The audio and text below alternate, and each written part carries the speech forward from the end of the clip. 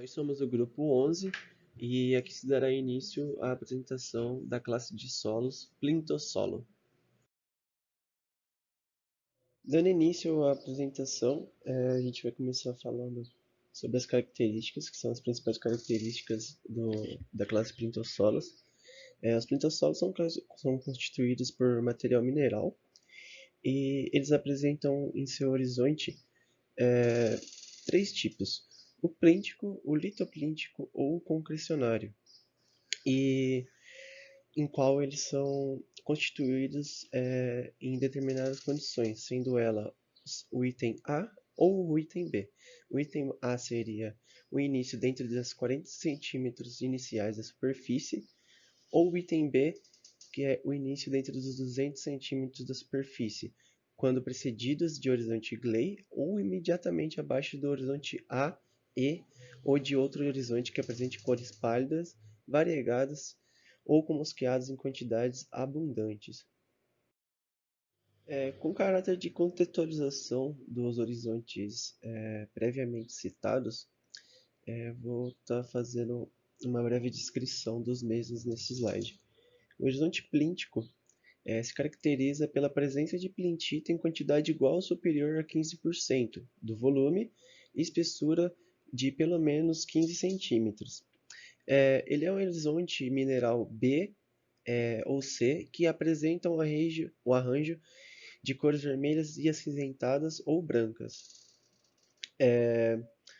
Já o horizonte litoplíntico, por sua vez, ele é constituído por petroplintita contínua ou praticamente contínua. Esse horizonte pode englobar uma seção do perfil muito fraturada, mas que existe predomínio de blocos de petroplintita com tamanho mínimo de 20 centímetros ou com poucas fendas, que são separadas uma das outras por aproximadamente 10 centímetros. E por último, o horizonte concrecionário ele é constituído de 50% ou mais por volume de material grosseiro, com predomínio de petroplintita, do tipo nódulos ou concreções de ferro ou de ferro e alumínio, numa matriz terrosa de textura variada ou matriz de material mais grosseiro.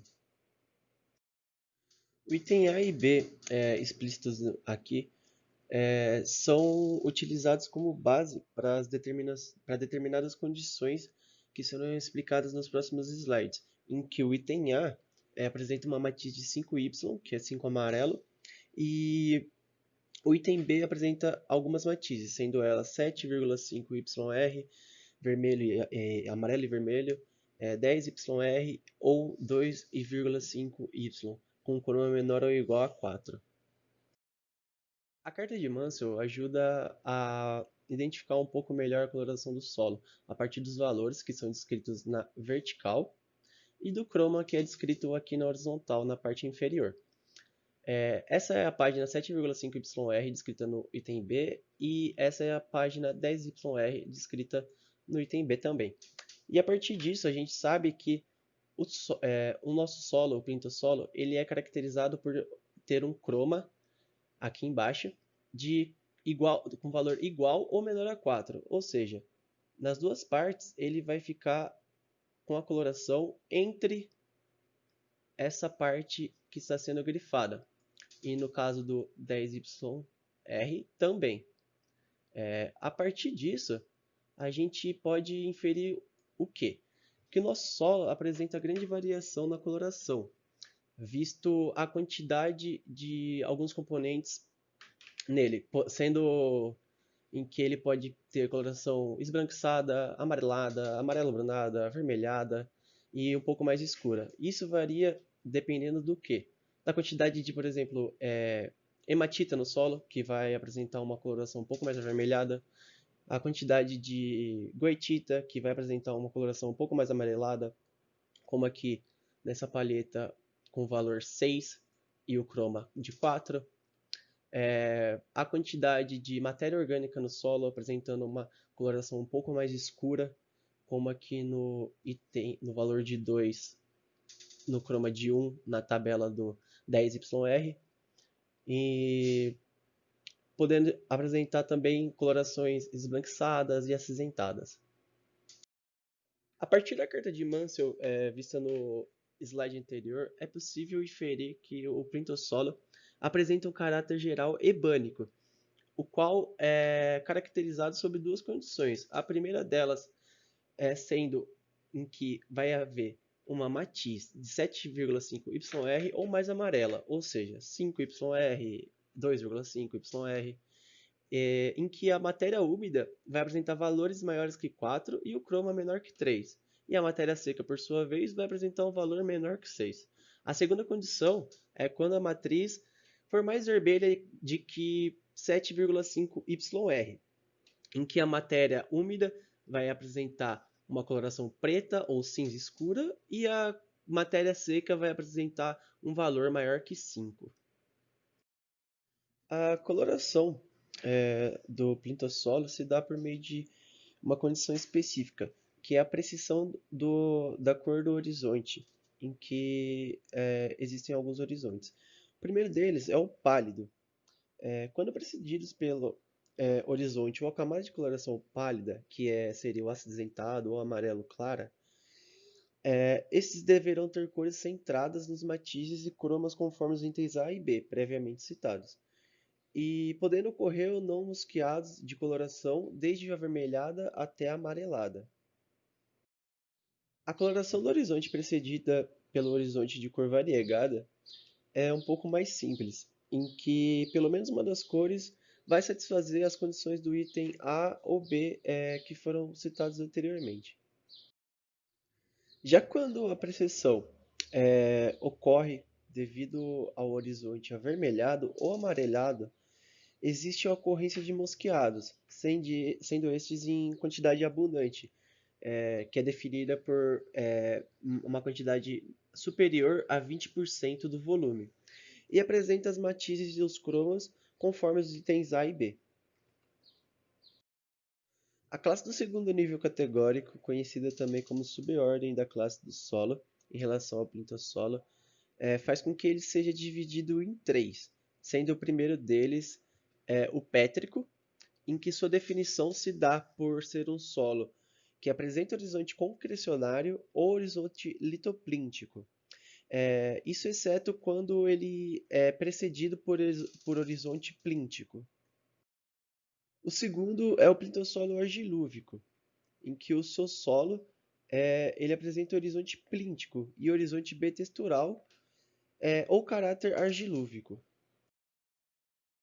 A terceira e última classificação é o plintossolo áplico, em que a sua definição é um pouco mais simples, sendo ela caracterizada por outros solos que não se enquadram nas classes anteriores mencionadas. As classes do quarto nível categórico, também conhecidas como subgrupos da classificação de solos, divide a classificação do segundo nível em alguns níveis, por isso subgrupo. O primeiro deles, os mais importantes vão ser listados aqui. O primeiro deles é o pétrico litoplíntico, em que o pétrico litoplíntico arênico são solos com textura arenosa desde a sua superfície e entre a altura de 50 centímetros até 100 centímetros de profundidade. O êndico, por sua vez, são solos com horizonte litoplíntico ocorrendo a profundidade maior ou igual a 40 centímetros a partir de sua superfície. Já o gleissólico são solos com horizonte gley dentro dos 150 centímetros a partir da superfície do solo ou até o horizonte litoplíntico. Já os plintossolos pétricos concrecionários são divididos em fragmentário, léticos e argissólico, em que os fragmentários são solos com contato lítico fragmentário dentro de 50 centímetros a partir de sua superfície.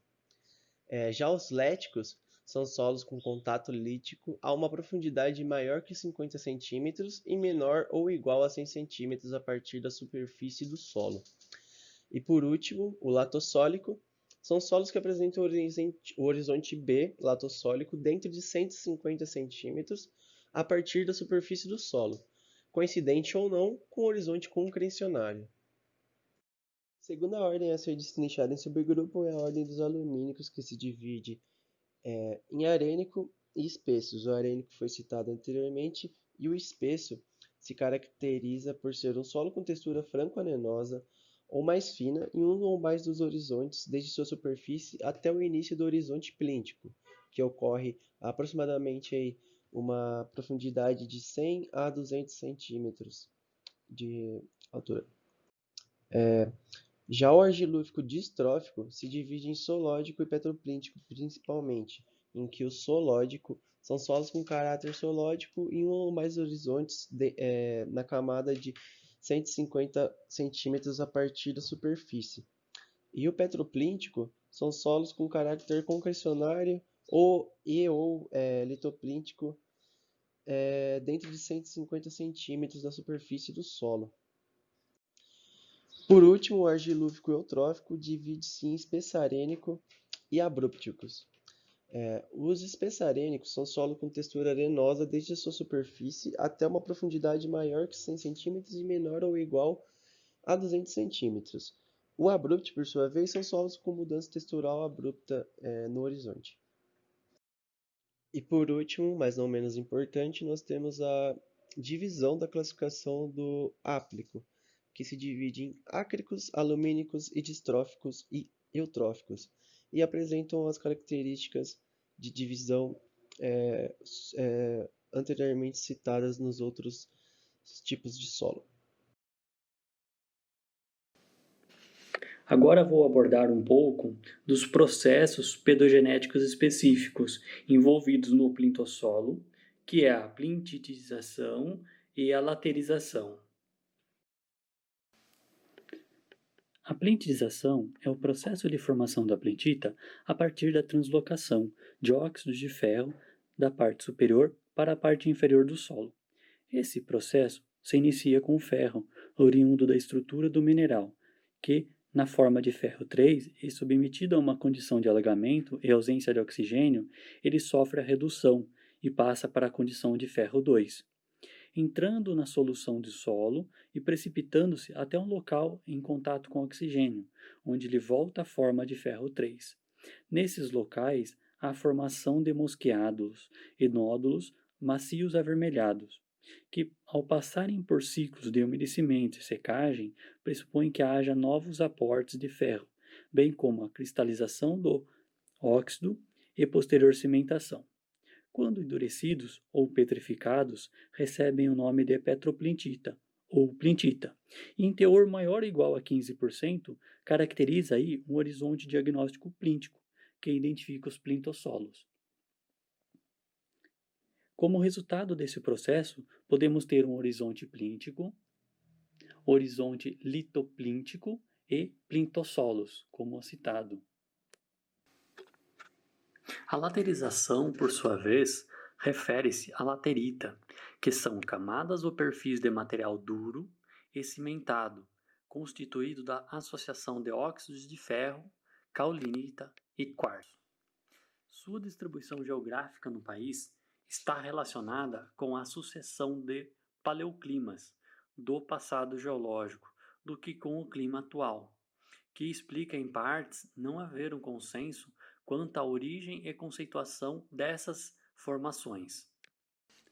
Portanto, a formação da plintita pelo processo de plintização, quanto à formação de laterita pela laterização, são processos de acumulação de ferro e alumínio, e diferem no tempo de formação, onde a plintita tem uma formação mais recente e a laterita requer aí milhões a dezenas de milhões de anos. O acúmulo de óxido de ferro geralmente é associado ao acúmulo de óxidos de alumínio. Isso porque ambos são formados em condições ambientais muito semelhantes. Por exemplo, a plintização e a laterização têm um foco principal nas alterações de oxidação do ferro, mas não nesses dois registros. Como à esquerda temos a foto, o registro da plintita com mosqueados avermelhados, e à direita nós temos a laterita, que é composto por uma camada de material duro e cimentado, composto aí de óxido de ferro, caulinita e quartzo.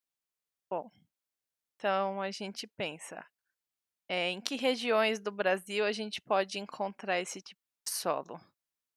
Por ser um solo que se encontra em relevo plano, geralmente em climas quentes e úmidos, eh, onde tenha um escoamento lento da água no solo. Então podemos encontrar, os plintossolos mais localizados na região da região amazônica, no Amapá, na Baixada Maranhense, no sudeste do Tocantins e nordeste de Goiás e no Pantanal Mato-Grossense. Ainda pode-se encontrar algumas partes próximos ao Planalto Central. E levando em consideração que às vezes ocorrem em algumas outras regiões com menor frequência, que apresentem as características citadas, no total delimitado pelo IBGE e pelo CIBIX, esse tipo de solo ocupa aproximadamente 6% da área territorial nacional em relação à divisão de tipos de solo. Bom, agora nós iremos falar um pouco sobre o potencial e limitações ao uso agrícola do plintossolo. Haja vista que é um solo predominantemente ácido, com saturação por bases baixas e atividade da fração de argila baixa. Ele é um solo principalmente relacionado a um relevo plano ou suave ondulado, que é comumente utilizado para o arroz irrigado ou a produção de pastagens. Os plintossolos concrecionários, eles podem ser utilizados para a construção de paredes e muros, que é comumente utilizado na engenharia civil ou utilizada na pavimentação de estradas. Quanto às limitações ao uso agrícola, nós temos que é um solo de baixa fertilidade, com elevada acidez, algumas limitações na drenagem, o que dificulta e ocasiona uma restrição no enraizamento das plantas, que as raízes não conseguem perfurar esse solo. Para o manejo, além dos cuidados necessários com a drenagem, é extremamente importante se atentar também quanto à correção da acidez dos teores de alumínio no solo, haja visto que eles podem ser nocivos à maioria das plantas, e essa necessidade de adubação deve ser de acordo com a cultura de interesse para esse tipo de solo.